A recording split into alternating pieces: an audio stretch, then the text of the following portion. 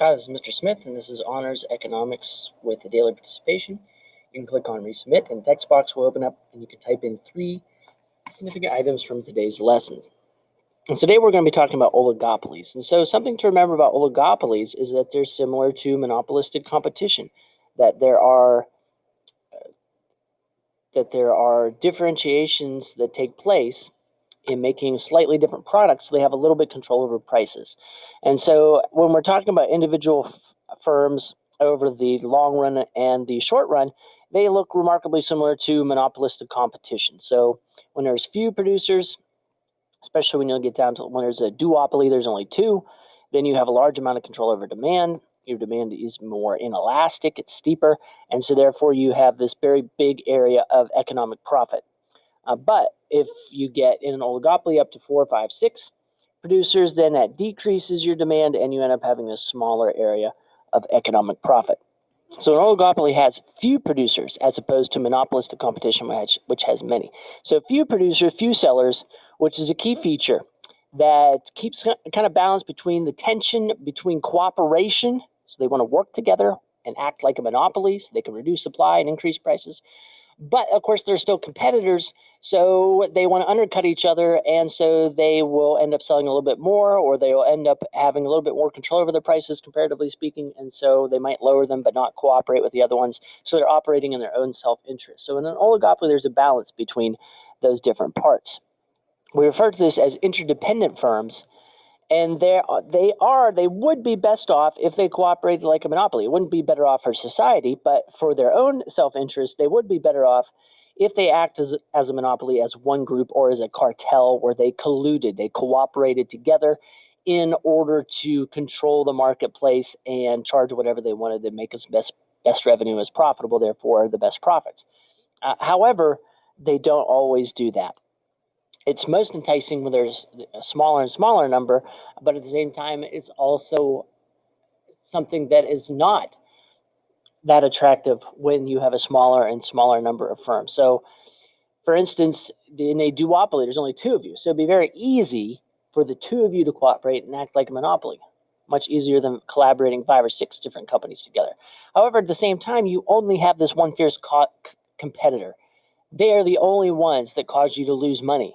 And so not only is it most attractive to cooperate with them, it's also most unattractive to cooperate with them because they are your only competitor, when you're involved in a duopoly, when there's only 2 companies in an industry.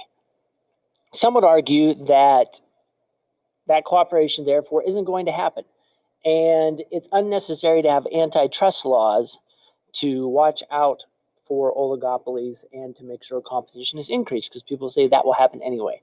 The Nash equilibrium is a situation in which the actors interacting with one another each choose their best strategy, given the strategies that all the others have chosen. So they watch over what everyone else is doing.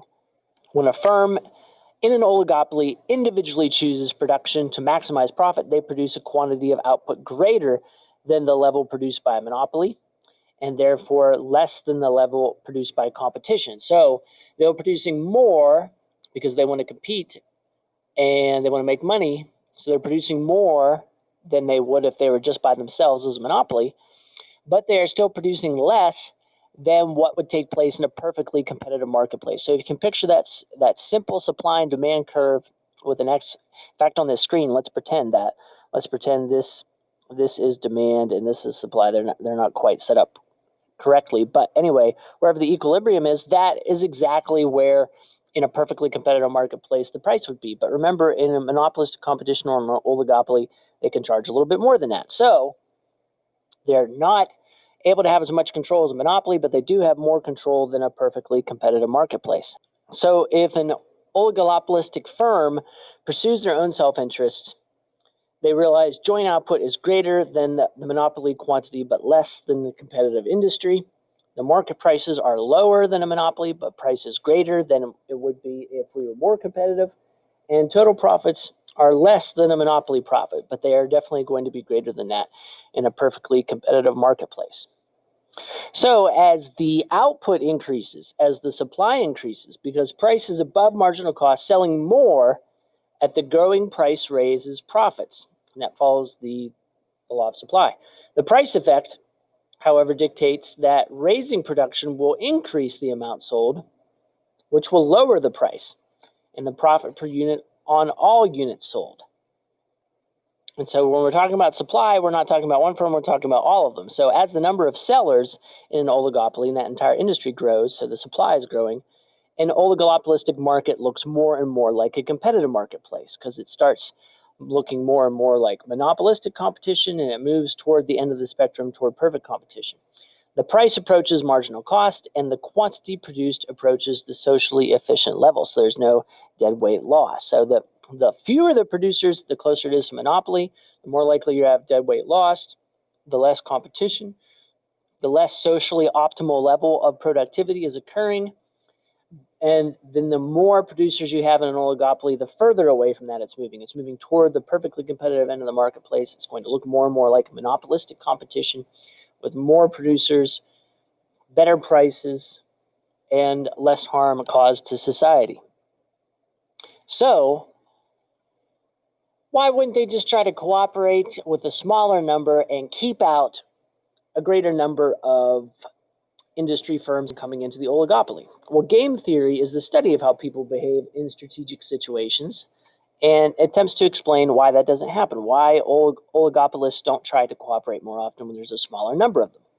And that's because the number of firms is small, and so the smaller the number, the more strategically they are going to act, the more competitive they're going to be. And that thing I mentioned earlier, a duopolist, it is uncooperative to work with the other one because you are competitors, because they're the only ones stealing away your customers. And so the smaller the number is, the more strategic they're going to be. And each firm knows that its profit depends not only on how much it produces, but also on how much the other firm produces. What is the other guy doing? How much can we undercut them? So that makes it less likely that you're going to cooperate.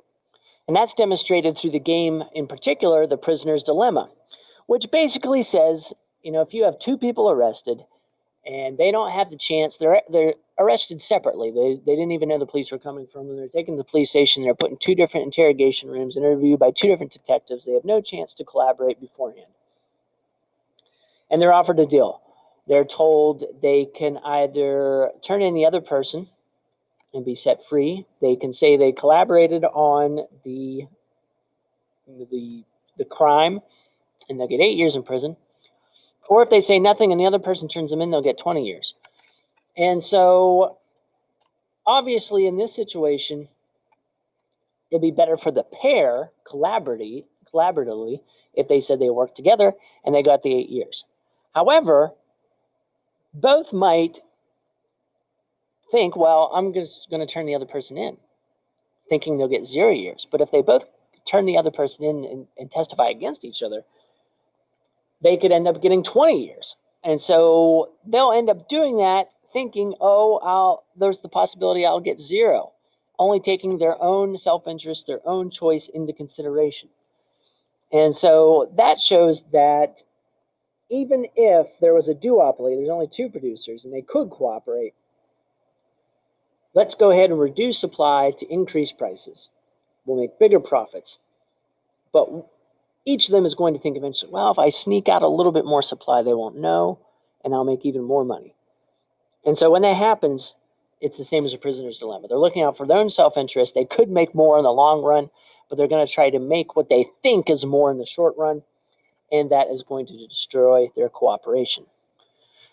Despite that, there are occasions where companies do end up working together as a cartel. They collude together. And so antitrust legislation has been passed, including the Sherman Antitrust Act, the Clayton Act, the Robinson-Patman Act, the Federal Trade Commission Act, which established the FTC, the policing agency that deals with this kind of stuff. And they passed laws to restrict 3 types of activities in particular: resale price maintenance, which occurs when suppliers, like a wholesaler selling bulk, require those that are purchasing from them to basically get a specific amount. And if you're doing that with all of your customers and you enter into contracts with them, you are trying to purposely steer all the other customers away from your competitors. And sometimes that's just getting a good deal and working out good negotiations with your customers. Other times, though, if it's looking like it's done to purposely undercut competition and dominate an industry, eliminating competition, then that becomes a concern of the government. Predatory pricing occurs when a large firm begins to cut the price of its product with the intent of driving competitors out of the market. And you might think, well, why is that a bad thing? They're just having a sale. Well, no. If it costs you $50 per unit to make a product, and you decide to sell at $40 per unit because you have enough cash on hand, you can go to the bank and get a loan to survive for the next few months, and you just wait for the other companies to die off because they can afford to sell it at that price, that's known as predatory pricing.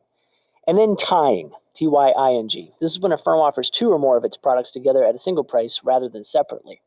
Now, that isn't when you go to the grocery store during the summer and you see in one pack ketchup, mustard, and relish. That's not what that means. It means when there's large bulk purchases that are taking place, in particular where you try to tie two products together purposely to drive out a competitor, and you're hoping to dominate an industry because of that activity. Now, some of this, the first one, resale price maintenance and tying, can be difficult to prove in some cases. Predatory pricing is pretty much mathematical. If you could prove it, if you can get a hold of that data, you can see, well, if they're only charging $40, but it costs $50, and that's insane. Why would a company ever do that? It's obviously to try to kill off competition. So those are the type of antitrust legislation pieces that exist in order to deal with collusion, information sharing. I mean, there are some other minor ones out there, but resale price maintenance, predatory pricing, and tying are the three big ones. But looking at this chart, this is actually a picture of the demand curves. And I say curves because there can be two different ones, and here's why. Oligopolies are kind of peculiar in that when they establish a price, let's say this is the equilibrium price, price number one, you would think it's as simple as, well, if they raise prices, then there's going to be less demand, there's going to be more supply, it's going to follow the laws of supply and demand, whether the equilibrium price is, or the price is going to be higher than equilibrium or lower than equilibrium. But it's actually a lot more complicated than that in an oligopoly. And the reason why is because whenever the price is raised, if you have 3 or 4 competitors, customers are definitely going to go with the other companies. And the other companies are going to be incredibly leery about following you. Because of the prisoner's dilemma, they're going to say, oh, wait, if I raise my prices, I'm going to lose customers. Why don't I let this other company raise their prices, and they'll lose customers, and I'll be able to steal them. And so typically when a company raises its price to price number 2, look how much the quantity demanded dropped, which is the same as the average revenue here. And that's a significant decrease for only a minor increase in price. So are other companies going to follow you with this price increase? The answer is no. However, if you lower your price, then other companies are going to get nervous and say, whoa, they lowered their prices. We better lower ours too, or we're going to lose customers. And so, as you can see, the steepness of the demand curve when you lower your prices is much greater. It's much greater. When you raise your prices, there isn't a huge slope in the demand curve. And the reason why that is, remember, the flatter a curve is, the more elastic it is. That means the customers are going to be much more flexible. Look how flexible they were here. A lot of them left this company when they raised their prices that much. So their purchasing and their loyalty to that company is very flexible if they raise their prices. However, if you're lowering your prices, then they're more likely to stick with you and stay loyal. So more companies, when one lowers their prices, are going to do the same. So the demand curve is both here and here, here and here. It's actually in this kinked kind of pointed area, and it's not where these two other ends of the demand curves are. So it's only here and here. And then when we look at some of the other aspects, because you might think, oh, wait, when a firm should shut down production, when that is the maximum quantity produced, is when marginal cost equals marginal revenue. Okay.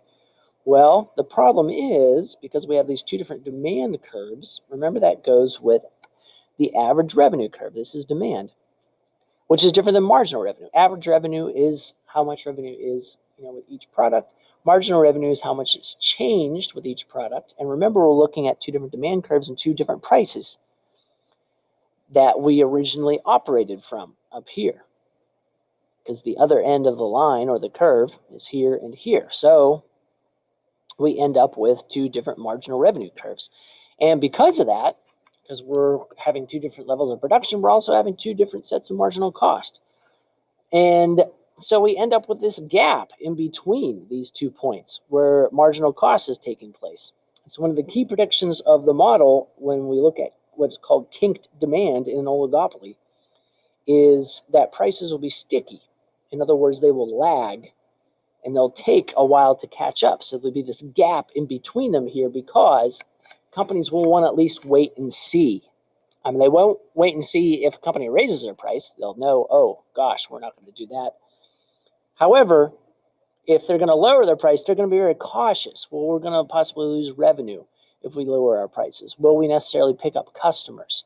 Maybe people have enough loyalty to our technology or the little gimmicks or advertising that we have for our product. And so whenever there's this stickiness, it means there's a lag in the time that we see exactly what the impact will be on that first firm lowering prices.